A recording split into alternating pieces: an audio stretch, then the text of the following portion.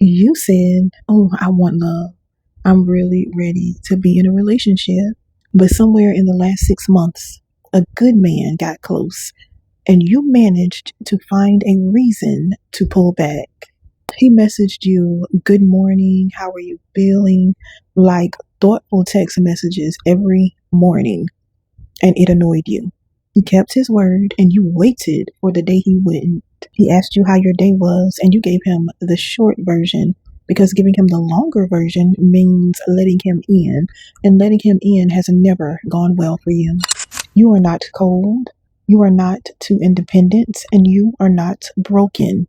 You're protected. The only thing is that protection is costing you the very thing you say you want. I get it. I promise you, I'm not judging. If you've ever caught yourself testing a good man just to see if he's going to leave like everybody else did, I need you to sit with me just a few minutes and watch this video. I'm going to show you why your body does this and how to finally let love in without losing yourself. So y'all know there's always some new buzzword on social media. Right now, one of the buzzwords or buzz phrases is being male-centered. You're male-centered. You're so male-centered. Listen, this is not about being male-centered. I don't think I have ever been male-centered. If I sit here and tell y'all how I used to be and how I used to play with these men, some of y'all would judge me so bad. You have to understand there's a difference between just being what we call a lover girl, like a hopeless romantic or hopeful romantic, actually believing in love, and being male-centered. Those are two different things. There is nothing wrong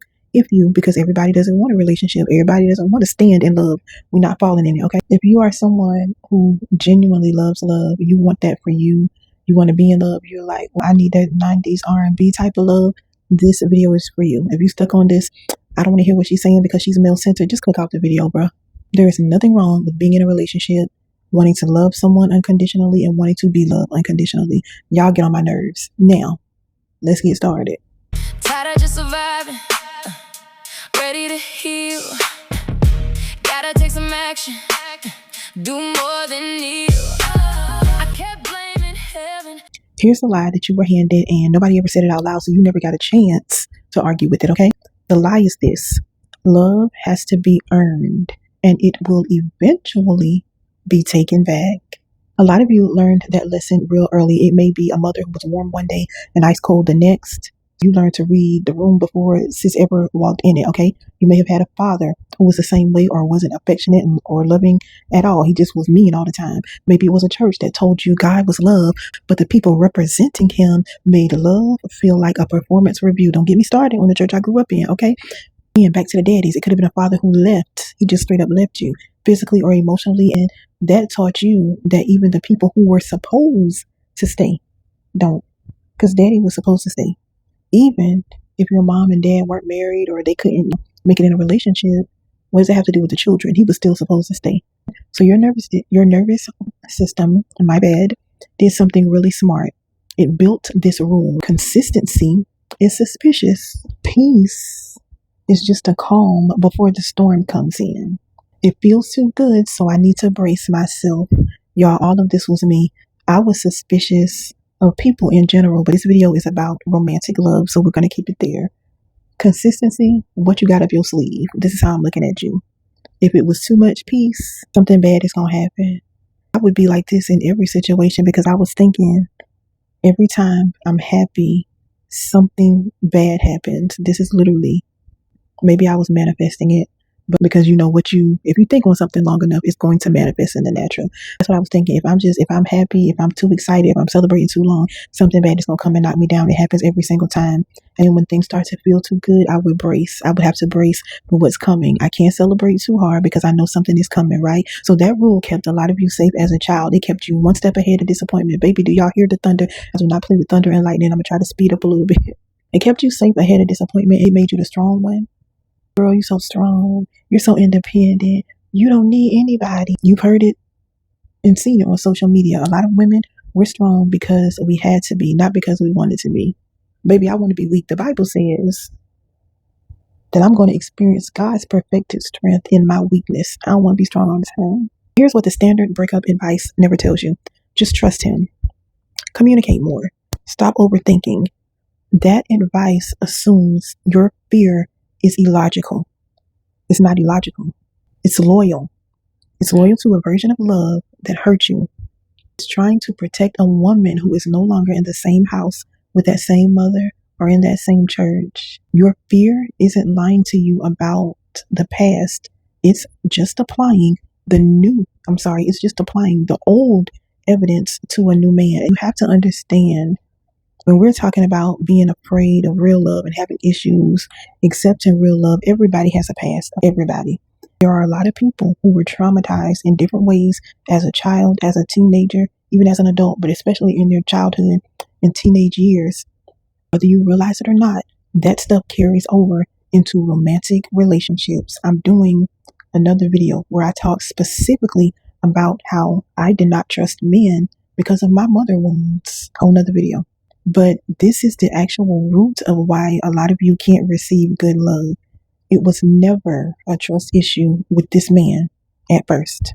We're talking about an unfinished conversation with everyone who taught you that love is going to disappear. How do you know the difference between your wound talking, your intuition, or an actual red flag? Because if we don't answer this, you're either going to stay guarded forever or you're going to talk yourself into ignoring something that's real. Neither one is healing. Why is my nose itching? So I want to give you 3 questions. I need you all to write these down. Question number 1, what is this feeling responding to? So a trigger responds to something that resembles an old wound. So it could be a tone of voice, a delay in text, a change of plans. Intuition responds to something happening right now in real time that doesn't line up. Something's off. And then you have the red flag. This is going to respond to a pattern you've seen more than once. Question 2, what does it feel like in your body? Listen, y'all, please listen to your body. Please listen to your body. If something doesn't feel right, it's probably not, okay? Trigger is going to feel urgent. It'll feel catastrophic. Your chest is going to get tight. Your mind runs to this worst case scenario. It feels like an emergency, although nothing has actually happened yet. Then you have intuition. That feels different. It's going to be quieter. It's very clear. It does not scream. It just knows. And a red flag is going to confuse you on purpose. You're going to feel dismissed, minimized, or like you're constantly the one apologizing. Take a deep breath. Question number 3. What do I actually do with it? If you all see it getting darker in here, it's about to storm. Question 3. What do I actually do with it? If it's a trigger, you're going to pause. You're going to breathe. I need you to do a reality check before you react. You're going to say, a part of me is scared right now. I want to tell you why instead of pulling away. If it's intuition, you slow down and you're going to pay attention. You do not ignore it, but you don't panic either. Make sense? But if it's a red flag, you don't need my permission to protect yourself. You set the boundary. Some of y'all need to stop ignoring red flags. Now here's the deliverance piece. I keep looking out the window because we got cloudy all of a sudden. Here's the deliverance piece. Underneath that trigger is often a vow. It's a vow that you made without even realizing it. Like, I will never be caught off guard again, or I will leave before I ever get left. Baby, I remember I said I'll never get married. I'll never be in another relationship again. I went through a breakup that was so bad. I'm telling you, it was bad. Like, I was going to put a hit out on him. Bad. I just need y'all to know I wasn't playing. Whatever that vow was a form of self-protection. And it may have even been a spiritual agreement made in a painful season. A part of healing is going back and breaking agreement with that vow. You got to say it out loud. Trust me.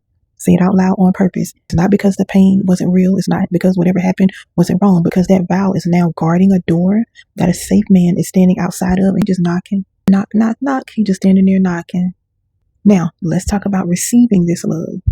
Practice 1. You need to receive the small thing without deflecting it. So when he compliments you, just say thank you. That's it. Say thank you. Don't joke it away. Don't immediately compliment him back to even the score. Just say thank you. Let it land. Practice 2. Name the story, not just the behavior. Instead of going quiet, when plans change, when plans shift last minute, a part of me starts telling me that I don't matter. I know that's old, but I wanted to say it instead of pulling away. Are you all listening? Practice 3. I need you to make one clear, reasonable request and then watch. This is not a test, even though I believe we test people Especially in relationships, I believe we test each other all the time, even if we don't realize it. But I'm not here to debate that. This is not a test, okay? I need you to watch. Can you give me a heads up if your schedule changes? His response over time is your evidence, not his words in the moment. Baby, you need to learn to listen at what people do. I say it all the time. You can tell me anything. People talk a real good game. I've learned to listen at what they do. They can say anything, all right? Then practice 4. Let him help with one small thing. Men love to help. They love to help. They're problem solvers. They love to feel like they're fixing stuff. Girl, even if you know how to do it, just act like you don't, okay? Let him help with one small thing. Notice what rises in your body when you do it. And remind yourself, receiving care does not create some debt that you owe him. Here's a standard I want you to hold on to. Is my mic getting? I think I need to charge my microphone. Here's a standard. A healthy man is not proven by how hard he pursues you. He is proven by how consistently he respects you. Baby, I done been pursued by some toxic, no good, wonderful men. I'm not here to bash men, but you cannot just look at how hard a man pursues you and say, oh, he's a healthy man. Baby, some of them, they just want to be able to strike you off their list. They want to be able to say, oh, I got her. Trust me. Again, he's proven by how consistently he respects you. Does he keep reasonable promises? Can he hear the word no without punishing you for it? Does he repair after conflict instead of disappearing? Are you becoming more of yourself around him or less? If you all need it again, just rewind the video because I don't feel like saying all that again, okay? So that is safety, not chemistry. Chemistry lies to you. This is safety. It's not chemistry. It's not intensity. Safety. Listen, as a woman who survived a toxic mother, abuse in the church, and rejection I never asked for, I help women heal wounds they were taught to keep secrets. I'm not talking about this surface level stuff. I mean the real roots, the vows, the nervous system patterns, the reasons a good man can feel more threatening than a painful one. Everything I just walked you through, the trigger versus intuition framework, the vow breaking, the receiving practices, this is the type of work I do. So if you're ready to go deeper than what a YouTube video can take you, you can grab the Clarity Reset. Now, let me say this. The Clarity Reset is not some relationship manual. The Clarity Reset is going to help you overall. I don't want anybody getting this thinking it's just for dating and relationships. Baby, bye. That's going to help your entire life, okay? Again, it's linked right below. It's self-paced. It's my 7-day program. You get a lot of bonuses that come with it. Just go read up on it. Before you close this video, I need you to do 2 things. First, I need you to think of 5 women in your life who look completely fine on the outside. You know they are quietly guarding their hearts against a love that hasn't even hurt them yet. Just send this to them. Send this to them. At least 5 women. Not just because it's a nice video, but because it might be the thing that helps her stop sabotaging the good thing that's right in front of her. Second, I want to know where you landed. So comment, I didn't know I was protecting myself from good love. If that's you. Y'all know I read every single comment. If you want more content regarding receiving good love, red flags, green flags, purple flags, orange flags, or whatever, anything in the relationship realm, drop it down below. I'll let you know if I already have it on schedule to record, or I'll just create the video. But I will say this, my channel members get first dibs. Welcome to all of my new channel members. I think I have the quietest channel members on YouTube. Baby, they don't talk back. Those women do not talk back. Thank you for being here. If you want to join my channel member, you can do that down below. You all have first dibs. If you want me to talk about a certain topic, just let me know. Remember, you are not too guarded to be loved. You are not too much and you are not too far gone. You just learned to survive love before you learned how to receive it. That ends today. I will see you in the next video.